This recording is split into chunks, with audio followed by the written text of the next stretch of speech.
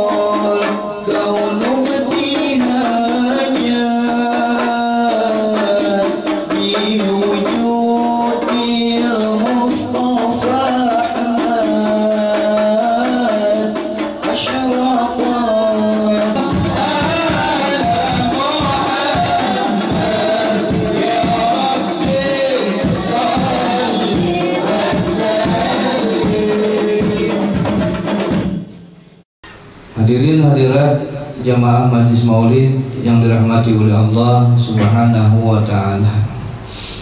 Puji dan syukur kita aturkan selalu kehadiran Allah Subhanahu wa taala karena di pagi ini kita diberi oleh Allah taufik, kita dipilih oleh Allah Subhanahu wa taala untuk bisa berkumpul bersama di Musala An-Nur ini.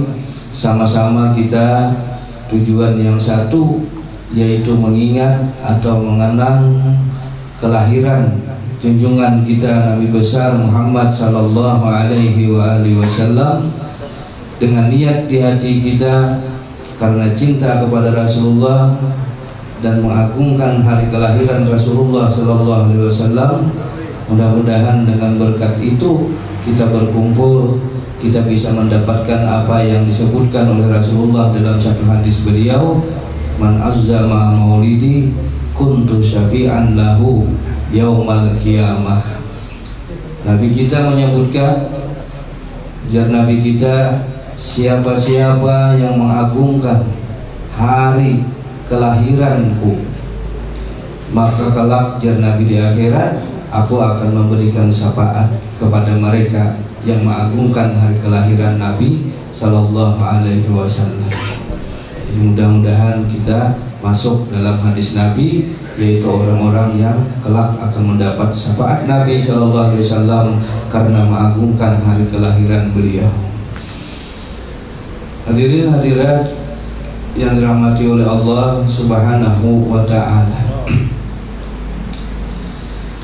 Sebelum kita membahas tentang keagungan Maulid Nabi Sallallahu Alaihi Wasallam, kemuliaan Rasulullah Sallallahu Alaihi Wasallam, dan hal-hal yang berkaitan dengan Maulid Nabi Sallallahu Alaihi Wasallam, maka ada baiknya kita mengingat akan perkataan ulama.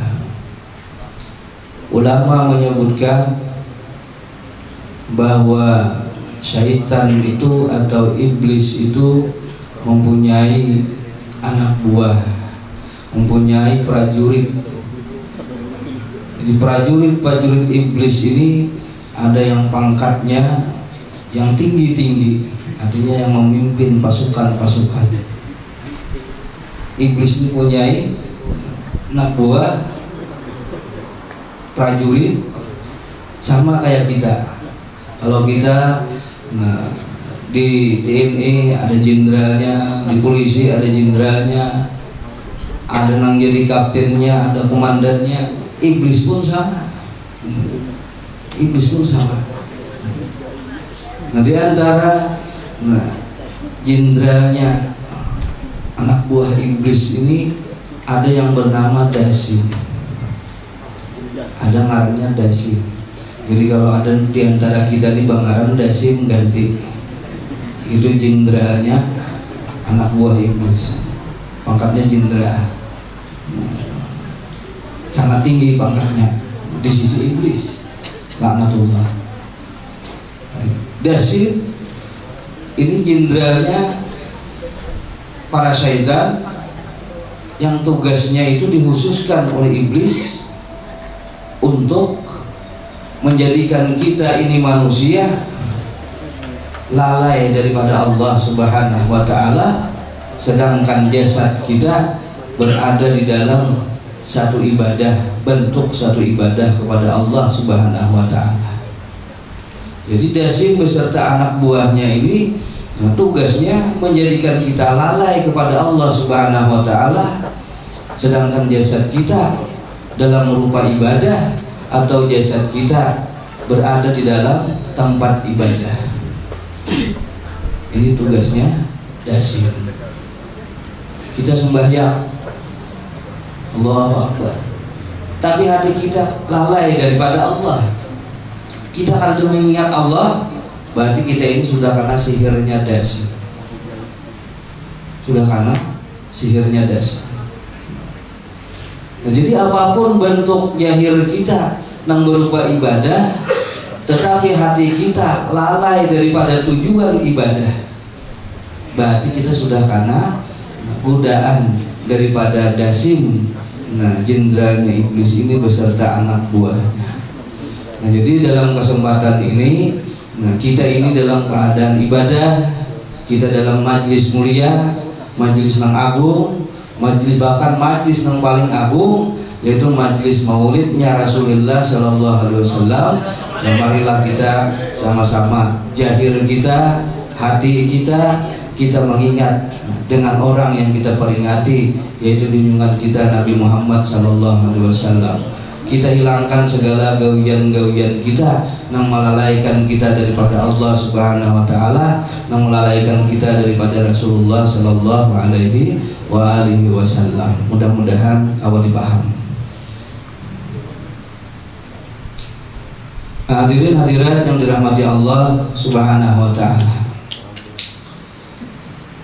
Allah Subhanahu wa Ta'ala di dalam Al-Quran menyebutkan bahwa Allah itu, diri Allah, zat Allah itu adalah zat Al-Hakim Al-Khabir, Al-Hakim Al-Alim. Allah itu zat yang hakim. Allah itu zat yang hakim, bijaksana. Allah zat yang hakim, zat yang penuh dengan hikmah segala perbuatan Allah Subhanahu wa Ta'ala. Jadi kada satupun perbuatan Allah Subhanahu wa Ta'ala di muka bumi ini, di alam semesta ini sia-sia kadada. Jadi apapun yang terjadi kepada kita itu perbuatan Allah Subhanahu wa Ta'ala. Apapun yang terjadi di alam semesta ini perbuatan Allah yang di situ pasti ada hikmahnya. Cuma kadang-kadang kita kadang mengetahui hikmah apa yang ingin diberikan Allah kepada kita. Makanya Allah menyebutkan Allah Al-Hakim, Allah Al-Alim. Allah yang maha bijaksana, Allah yang penuh hikmah, Allah juga yang alim, yang mengetahui dengan hikmah-hikmah itu.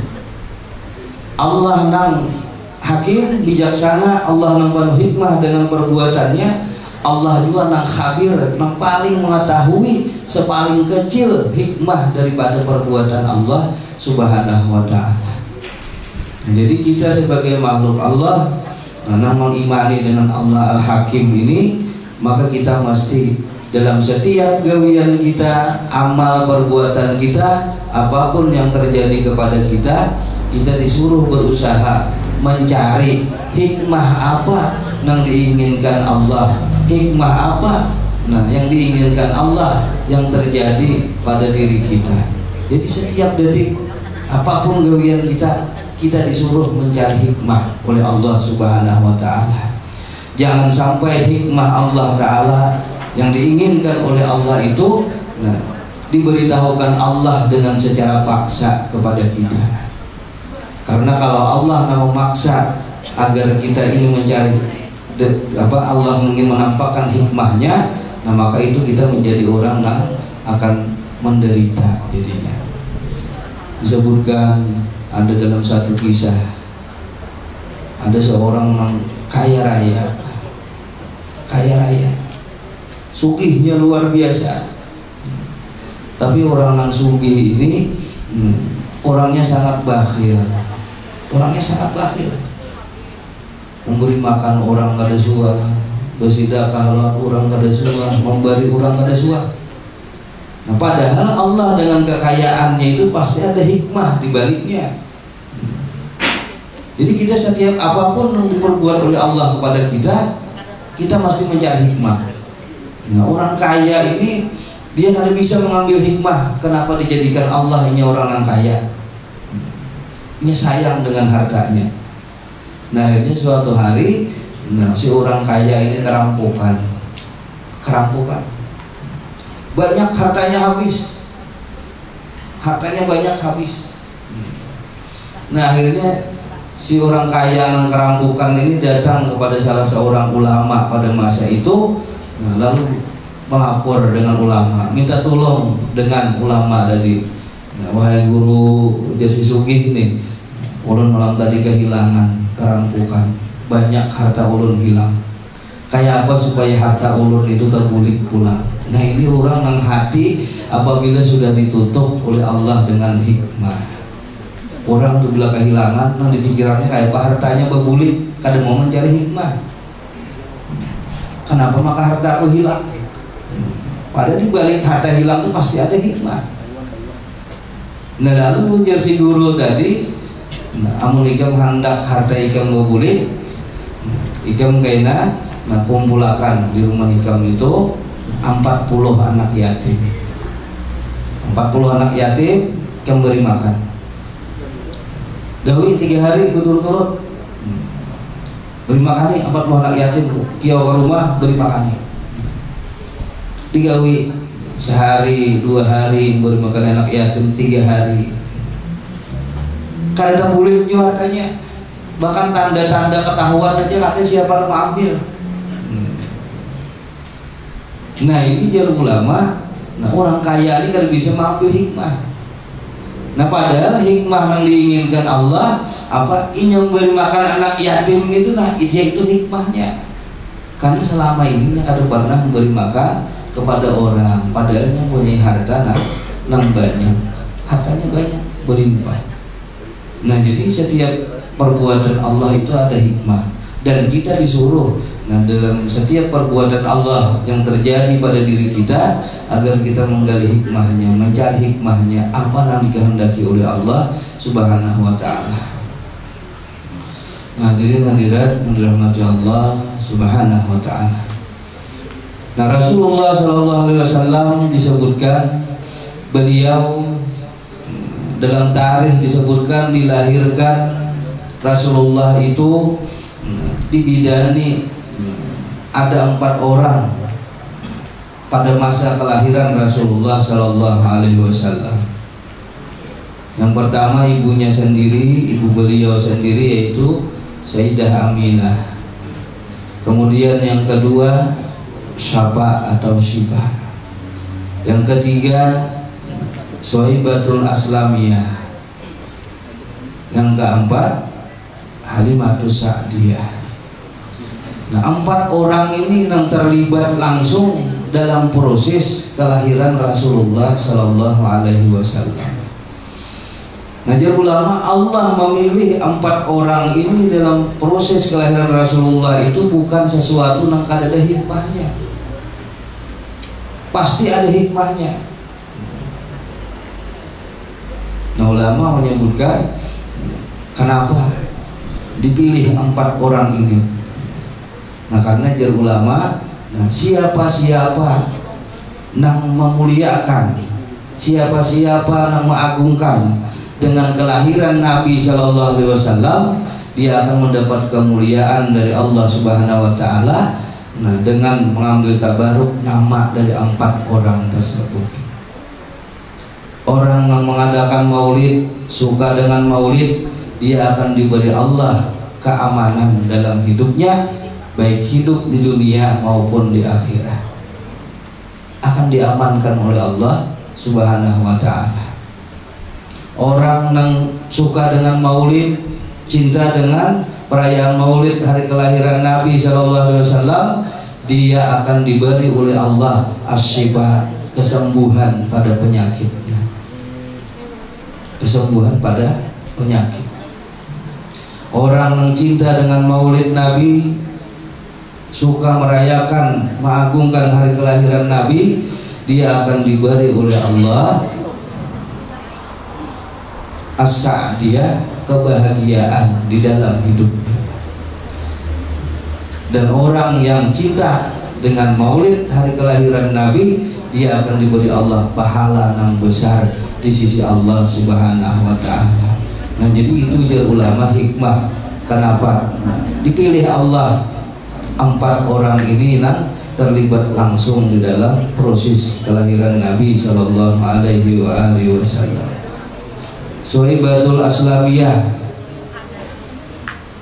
itu seorang budak daripada Abu Lahab, budaknya Abu Lahab.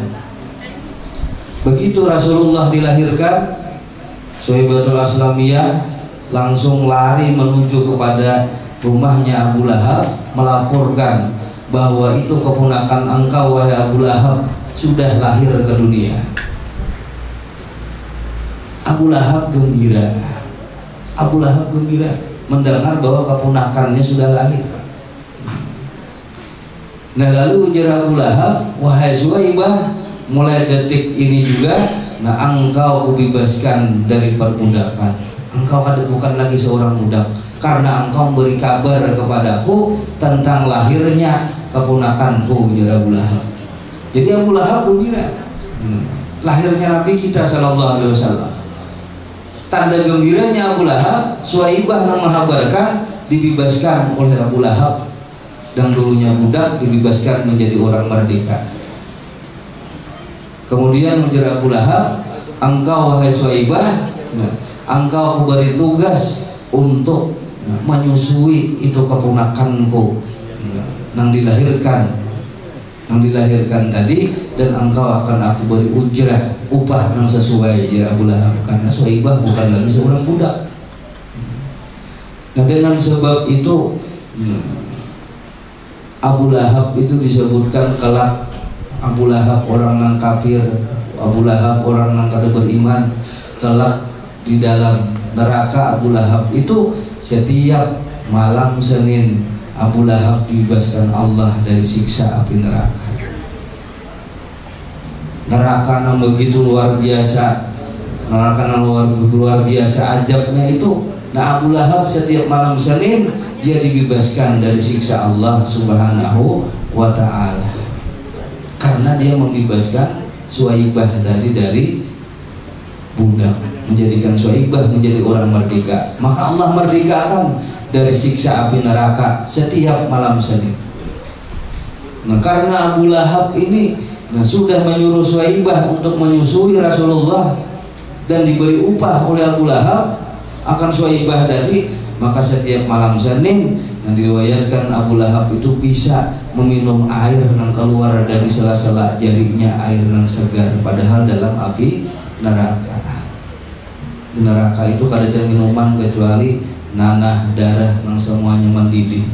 Kita jangankan nanah yang menggurak, nanah yang kada menggurak dan kada terhisap. Di neraka itu nanah dan darah, dan di neraka itu minumannya itu adalah cairan-cairan dari tubuh orang neraka itu hancur tubuhnya. Orang yang luyuh tuh, orang luyuh kalau di tubuhnya itu ada cairan yang keluar, orang luyuh. Nah, cairannya itu minuman orang-orang neraka. Jadi jangan kita menganggap inting dengan neraka. Nah, hadirin hadirat yang dirahmati oleh Allah Subhanahu wa ta'ala. Nah, jadi itu hikmah. Orang-orang yang suka memperingati Maulid Nabi Sallallahu Alaihi Wasallam, orang-orang yang suka mengagungkan dengan kelahiran Nabi Sallallahu Alaihi Wasallam, diberikan Allah 4 perkara tadi. Nah, para jemaah yang dirahmati Allah Subhanahu wa ta'ala, Rasulullah Sallallahu Alaihi Wasallam beliau bersabda, ujar Nabi kita, man lam yaskurin nas lam yaskurillah. Orang yang kada bisa bersyukur dengan manusia, orang ini kada akan bisa bersyukur kepada Allah. Kenapa? Karena manusia yang nyata kelihatan aja ini kada kau bersyukur. Manusia yang nyata kelihatan berbuat baik kepada inya kada kau bersyukur, apalagi bersyukur kepada Allah. Jadi man lam yaskurin nas lam yaskurillah. Jadi kita orang beriman wajib disuruh mensyukuri kepada orang-orang yang sudah berbuat baik kepada kita. Contoh, kita misalnya anak jadi pegawai, nyaman jadi polisi aja, ditolong oleh orang yang tinggi, ditolong tapi bukan dengan cara sogok. Kalau cara sogok kan beda, itu haram dalam agama.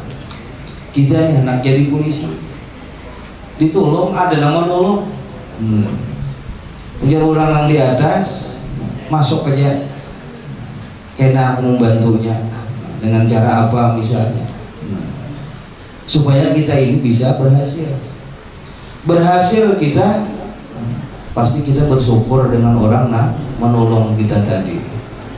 Kita bersyukur, terima kasih, kita beri hadiah, tanda syukur kita. Nah, ini orang yang bersyukur. Nah, orang yang disyukuri pun, orang yang diberi hadiah dan disyukuri yang membantu tadi, nah dia pun akan berterima kasih, dia pun akan senang karena kita bersyukur. Dia pun akan senang karena kita ingat dengan jasa-jasanya.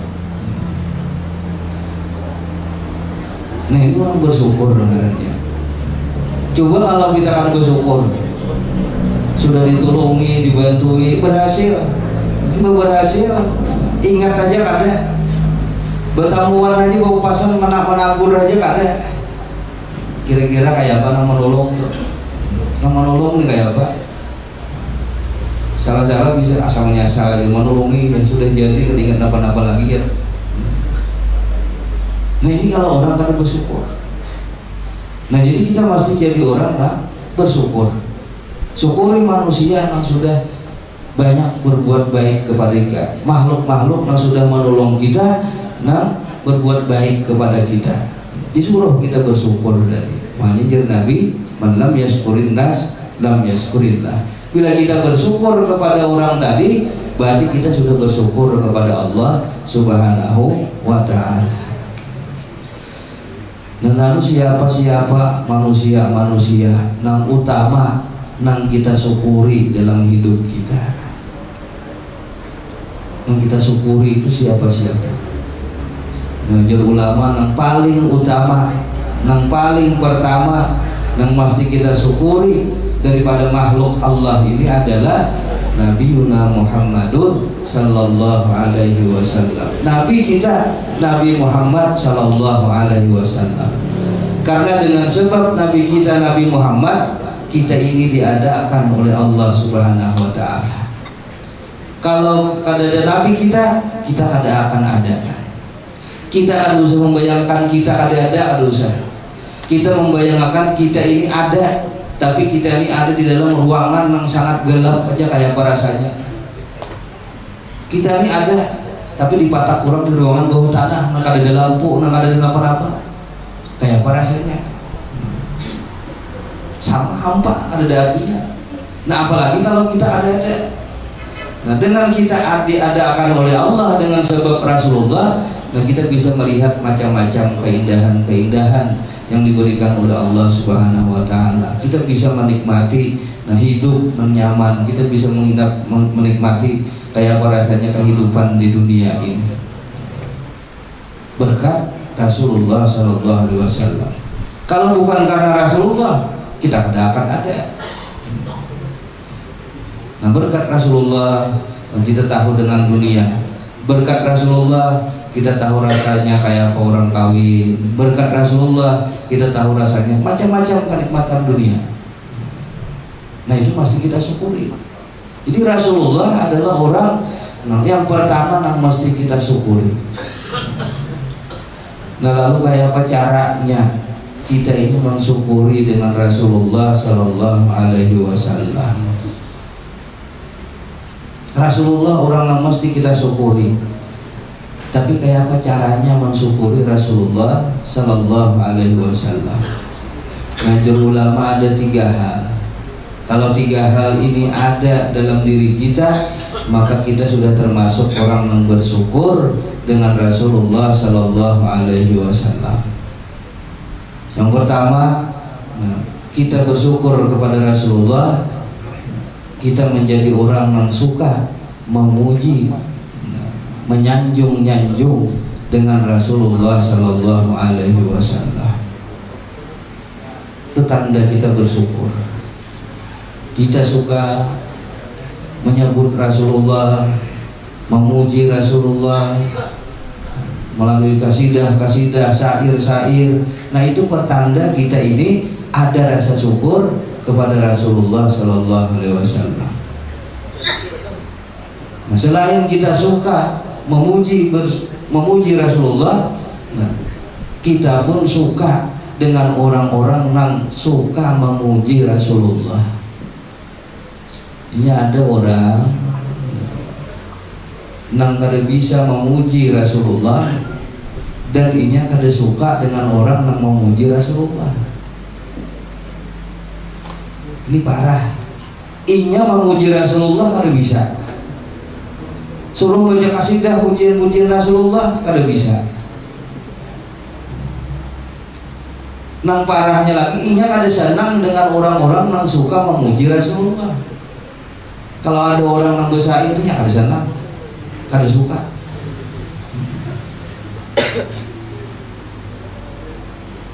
Nah jadi kita kalau bisa menjadi orang yang suka memuji Rasulullah.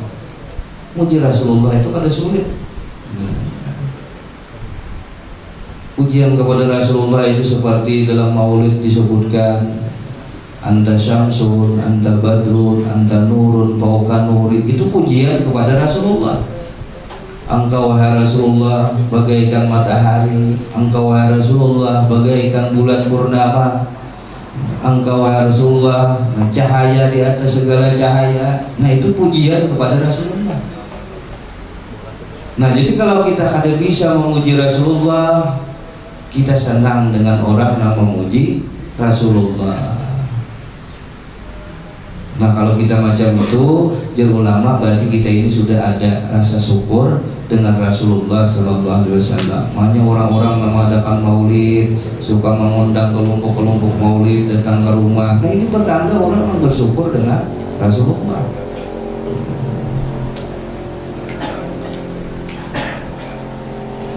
Nah yang kedua, orang yang mensyukuri Rasulullah itu jar ulama, orang yang suka bersalawat kepada Rasulullah Sallallahu Alaihi Wasallam.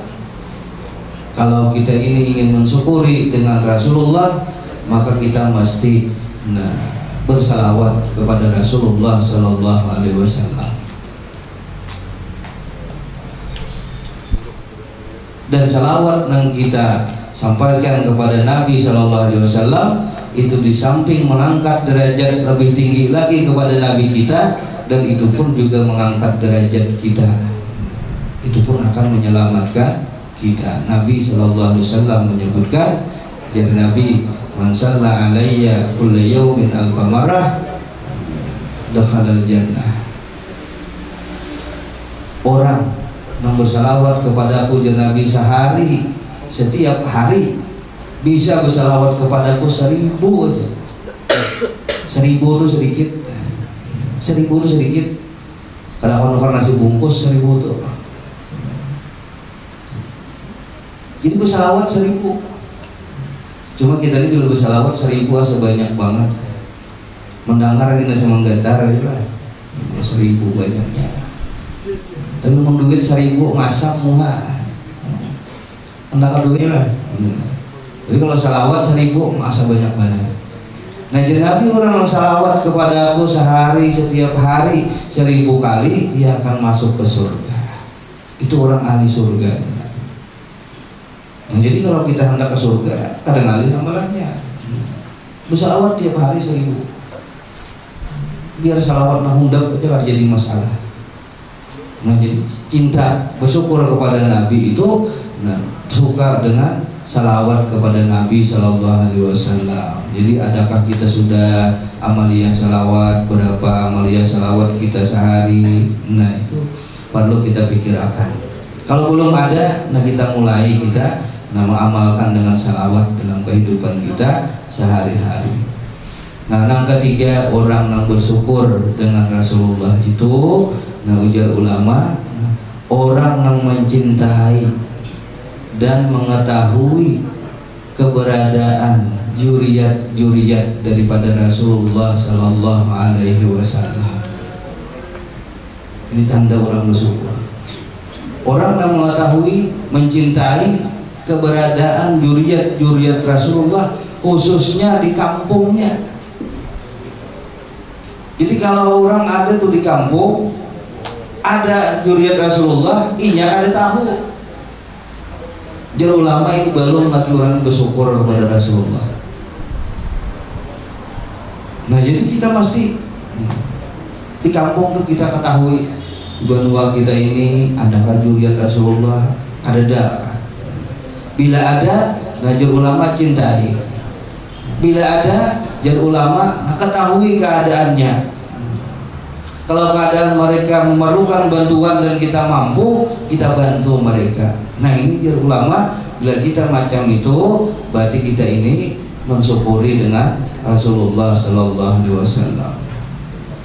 Jadi kayak apapun ibadah kita, nah kalau kita kadang mensyukuri dengan Rasulullah, nah maka Allah kadang akan menerima ibadah kita. Nah jadi kita bersyukur dengan Rasulullah Sallallahu Alaihi Wasallam. Nah kita mengadakan maulid ini pun, nah termasuk niat kita itu adalah untuk mengingat, mensyukuri nikmat Allah Subhanahu Wa Taala. Fadzkuru nikmati, jar Allah, ingatlah nikmatku. Dan nikmat Allah yang paling besar tadi adalah adanya Rasulullah Sallallahu Alaihi Wasallam. Nah yang kedua, manusia yang perlu kita syukuri itu adalah orang tua kita, kawitan kita. Jadi orang tua kita adalah orang yang mesti kita syukuri. Berapapun banyaknya ibadah kita, selama kita kadang mensyukuri dengan orang tua kita, ibadah kita akan ditolak oleh Allah Subhanahu wa taala. Berapapun banyaknya ibadah kita, selama kita kadang mensyukuri orang tua kita, di akhirat Nabi kadang akan bisa memberikan syafaat kepada kita.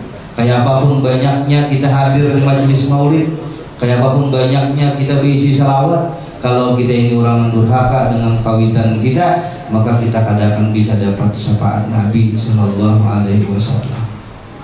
Orang yang durhaka dengan kawitannya, kada ada syafaat yang bisa membebaskannya di akhirat kecuali syafaat kawitannya seorang. Kayak apa kita bakti dengan kawitan? Kalau masih hidup, jangan kita menyakiti hati mereka. Kalau sudah wafat, maka kita banyak-banyak menghadiahkan amalan-amalan kebaikan untuk mereka. Jangan sampai kita ini menjadi orang yang durhaka kepada kuitan. Nah, begitu kuitan kita wafat, menangis penyaringnya. Begitu orang datang menagih hutang kuitan, nah paling pendahuluan berjauh. Kuitan mati menangis paling nyaringnya. Mbak Mahmud menangis, orang paling sadih kuitan menangis. Begitu datang, nah, orang menagih hutang kuitan, nah, ini berdahulu meninggalkan karena bayar hutang kuitan. Ini orang durhaka lawan kuitan. Jadi kayak apa aja orang itu durhakanya lawan kuitan, jar ulama. Ini hak hidup kuitan nih, durhaka benar. Menampar kuitan suah, macam-macam suah. Kayak apa bakti yang paling kuat supaya lakas diterima oleh Allah, dibalik oleh Allah menjadi orang yang durhaka, dibalik oleh Allah menjadi orang yang bakti. Kayak apa caranya? Begitu beliau wafat, yang pertama yang dibirisakan hutang-hutang beliau, hutang-hutang kuitan. Kalau kita hendak bakti, ini waktu hidup kita banyak menyakiti kuitan, banyak durhaka lawan kuitan. Wah, ini si Din sudah meninggal dunia. Kayak apa caranya yang paling cepat supaya kita ini diterima oleh Allah tobat kita, dijadikan Allah kita orang yang bakti kepada orang tua. Yang paling utama itu adalah membayariakan hutang-hutang kuitan.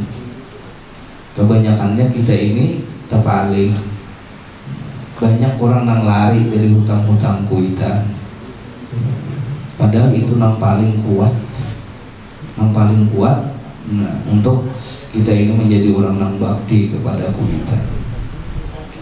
Dan yang ketiga, orang yang mesti disyukuri dalam hidup ini makhluk Allah adalah suami-suami bagi perempuan, bagi bini-bini.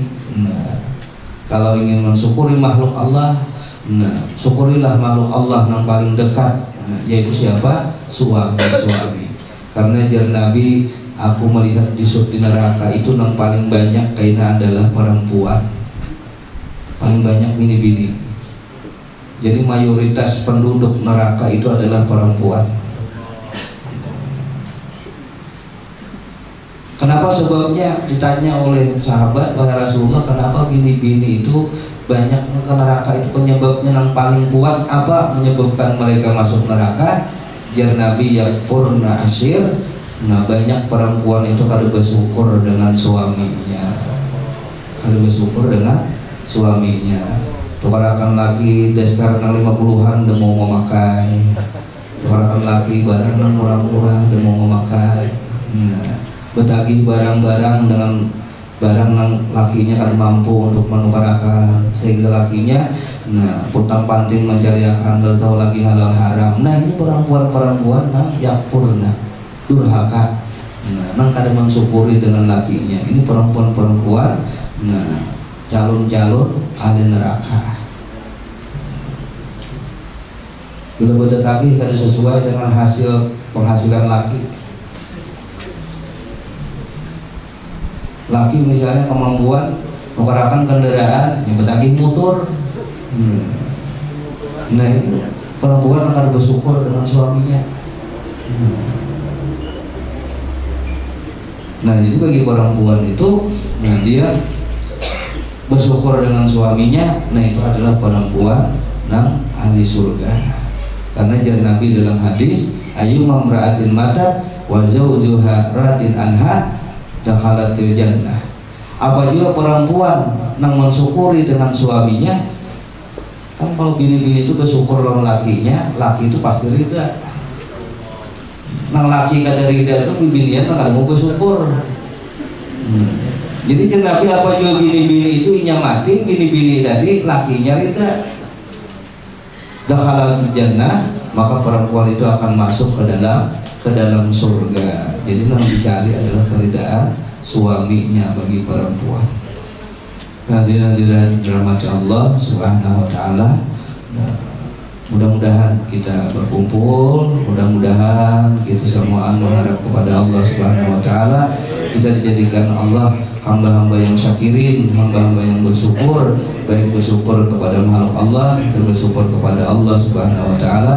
Mudah-mudahan kita dijadikan umat-umat Rasulullah yang mencintai Rasulullah sallallahu alaihi wasallam dan berkat juriat-juriat Rasulullah sallallahu alaihi wasallam dan kita mendapat keamanan baik di dunia maupun di akhirat, dan mudah-mudahan kita kena dikumpulkan oleh Allah Subhanahu wa taala di surganya Allah Subhanahu wa taala bersama Rasulullah sallallahu alaihi wasallam. Amin ya rabbal alamin. Mungkin ini yang bisa saya sampaikan. Salah hilaf mohon maaf. Billahi taufiq wal hidayah. Wassalamualaikum warahmatullahi wabarakatuh. Waalaikumsalam.